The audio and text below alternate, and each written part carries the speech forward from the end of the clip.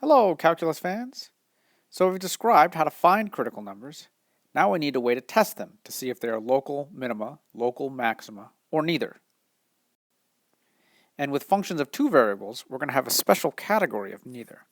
They're called saddle points, just like we talked about in the last video.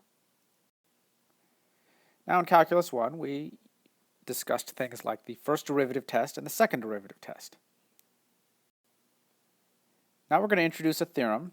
It's related to the second derivative test, but now we have multiple variables. So it's actually the second derivatives test. You see how there is an S here because we have multiple derivatives.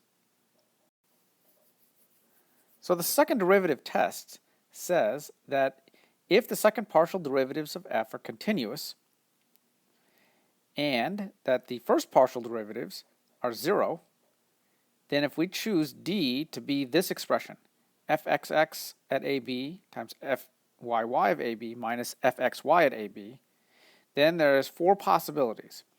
If d is positive and fxx is positive, then we have a local minimum. If d is positive and fxx is negative, then f of ab is a local maximum. If d is negative, then we're going to have a saddle point. And if it happens that d is equal to 0, then the test is inconclusive. And unfortunately, we're not going to have a more sophisticated way in general to be able to compute whether or not we have a local minimum, local maximum, or a saddle point. One way we can remember d is to write it as a determinant. When we write it this way, keep in mind that Clairaut's theorem tells us that fxy and fyx are the same. Let's do an example. Let's find and classify all critical points of this function, f of xy equals 4 plus x cubed plus y cubed minus 3xy. Now when we say classify the critical points, we mean describe them as being either local minima, local maxima, saddle points, or maybe inconclusive based on the test. So we need to find all the first order partial derivatives. We'll need that to find the critical points. And we also need the second order partial derivatives. That's in order to classify the critical points. Here are the derivatives, first derivatives and second derivatives. Let's now find the critical points. We'll set the first partial derivatives equal to 0 and solve for x and y. So we end up with 3x squared minus 3y equals 0 and 3y squared minus 3x equals 0. If we take that first equation and manipulate it, we'll get y equals x squared. And then we should substitute that into the second equation. And if we do that and factor everything out, we end up with 3x times x cubed minus 1 equals 0. So we have either x equals 0 or x equals 1.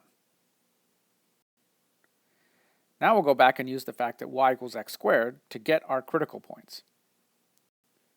When x is equal to 0, y is equal to 0. When x is equal to 1, y is equal to 1. All right, we've got two critical points, 0, 0, and 1, 1. So we found the critical points, now we need to classify them.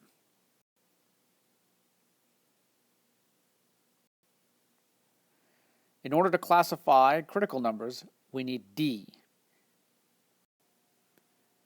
All right, we go back to our second derivatives to come up with d. Put it all together and we get this expression. d of xy is equal to 36xy minus 9. First, we'll classify 0, 0. If we plug 0, 0 in to d, we'll get negative 9. And whenever d is negative, we get a saddle point. Now let's classify 1, 1. Now d is a positive number, it's 27, and that's bigger than 0. So now we look at fxx at 1, 1, that's equal to 6, and that's positive. So the point 1, 1 is a local minimum. All right, we've done it. We've classified our two critical points. One of them was a saddle point, one of them was a local minimum. Okay, that's all for now.